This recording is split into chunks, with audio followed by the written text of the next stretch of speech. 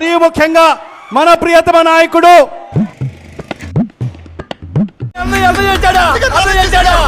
మరి మాజీ ముఖ్యమంత్రి శ్రీ వైఎస్ జగన్మోహన్ రెడ్డి గారికి సాదరంగా ఆహ్వానిస్తూ మీరు ఏం చేసిన వెరైటీ అని పొగుడుతున్నావా లేక నేను రియల్ గా మాట్లాడుతున్నాను శివారెడ్డి. అస్సలాముఅలైకుం అనగారు గుర్తిగా పలకరించడం మానేశారు ఈ మధ్య. అమ్మని ఎంత ప్లేట్ మార్చేసావురా? మేరే ముసల్మాన్ అన్ని అబద్ధాలు రాశారు సార్. ఆపేసావా? నేను ఒక రిథమ్ తో ప్రాక్టీస్ చేశాను స్వామి. నువ్వు మధ్యలో ఆపేసావు అనుకో, నేను ముందు నుంచి రావాల్సి వస్తుంది. చిచ్చి भाइयों को और बहनों को रमजान के महीने में सबको ईद मुबारक. ఏంటిది మాకేంటిది అంట అందరికీ కూడా ఇప్పుడు ఈద్ ముబారక్. ఏంటి బాబా అన్న ఇంకోసారి ఒకటే విషయం ఇప్పుడే నేను చెప్పాను కొన్ని విషయాలు. గత మా ప్రభుత్వం ఏం చేసింది, మరి ఈ రోజు ఈ కూటమి ప్రభుత్వం ఏం చేస్తుంది మైనార్టీలకని చెప్పి వీడు చెప్పేవన్నీ ఇన్ని సంవత్సరాలు విని విని ఇసుగెత్తిపోయింది.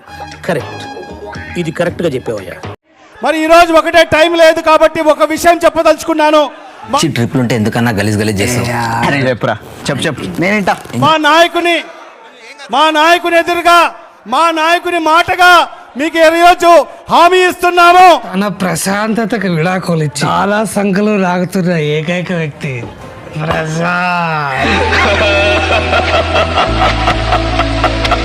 రేపు ఏదైనా వక్ఫ్ అమెండ్మెంట్ బిల్లు ఏదైతే ఉందో నాకు అర్థం కాలేదు సార్. ఈరోజు దేశవ్యాప్తంగా ముస్లిం మైనార్టీలు ఆందోళన చెందుతున్నారు. ఎందుకు అలా అరుస్తున్నావు? ఎవరు కూడా ఆందోళన చెందాల్సిన అవసరం లేదు. మన రాష్ట్రంలో మన ఎన్ని మాట్లాడాలి నమ్మకండి. నాయకుని మాట వైఎస్ఆర్ కాంగ్రెస్ పార్టీ మరి వక్ఫ్ అమెండ్మెంట్ బిల్లుకు భరించలేకపోతున్నాం బ్రో. డబుల్ పేమెంట్ ఇస్తున్నాను.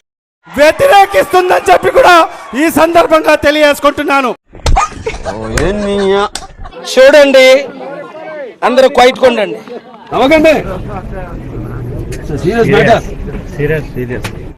చూడండి, ఇలాంటి యాక్సిడెంట్ ప్రపంచంలో ఒక్కటి జరిగి ఉండదు. ఓకే నువ్వు ఎట్లా చెప్తే అట్లా. ఇది యాక్సిడెంట్ కాదని, హత్య అని ఏమిటండి మీరు మాట్లాడేది? పూర్తిగా నిర్ధారణ అయిపోయిందని ఎక్స్పర్ట్స్ చెప్తున్నారు. ఒకటి, ఇక్కడ పోస్ట్ మార్టం చేసిన ఎవరు ఆయన హెడ్, ఆయన ఎందుకు రాలేదు? అల్లుడు నువ్వు తగ్గొద్దు, నువ్వు వెనకడుగు, మ్యాటర్ ఏంటో తెలిపోవాలి. రాజు గారు అసిస్టెంట్ సూపరింటెండెంట్ ఇంత చిన్న లాజిక్ ఎలా మిస్ అయ్యారు మీరు? నన్ను లోపలికి పంపించి మీరు డాక్టర్ మాట్లాడతానని వెయిట్ చేసి బాడీని తీసుకెళ్లి నన్నే మీరు మోసం చేస్తున్నారంటే నా గురించి ఏమనుకుంటున్నారు? జనానికంటే పిచ్చెక్కిది అనుకోవచ్చు. ఇన్నేళ్లు నాతో తిరిగి నా గురించి ఇదేనా మీరు? ఇది కేవలం కుట్రపూరితమని నేను సుప్రీంకోర్టు వరకు వెళ్తాను, ఏపీ హైకోర్టులో ఫైల్ చేస్తాను. ఎందుకు ఫీల్ అవుతున్నావు? ఫీల్ అవ్వాల్సిన సంఘటన కాబట్టి. చంద్రబాబు నాయుడు గారికి నేను ఒక మనవి, దేవుడు క్షమించడు. ఇది గాని అన్యాయం జరిగితే చంద్రబాబు నాయుడు గారు అనుకున్నా అడు తిరిగి నా మీదగా వస్తాడు అనుకున్నా. లక్షల కోట్ల సంవత్సరాలు నరకం మీకు తప్పదు. మోస్ట్ ఎంటర్టైన్మెంట్ ఫీల్ అవుతున్నాడు. దేవుడి గురించి మీకు తెలుసు కదా, దేవుడు సత్యం తెలుసు కదా మీకు. పైన దేవుడు అనేవాడు ఒకడు ఉన్నాడు రా, ఆడే నీ సంగతి చూసుకుంటాడు. వినపట్లేదు భయ్యా? నీకు అంత వినపడింది నాకు తెలుసు. రెండోది, రెచ్చగొట్టే ప్రసంగాలకి మీరు ఎలా పర్మిషన్ ఇచ్చారు? ఎరా అంతా బానే ఉందా లేక దయ్యం ఏమైనా పట్టిందా? సనాతన పేరుతో ఎందుకు రెచ్చగొట్టడం? ఆ తర్వాతే ఇది జరిగింది. అర్థం చేసుకోండి. మిమ్మల్ని ఇప్పుడు రిక్వెస్ట్ చేస్తా, 72 hours తర్వాత ఏం చేస్తానో మీరే చూస్తారు. చూడటం కాదండి, మీరు చెయ్యాలంతే.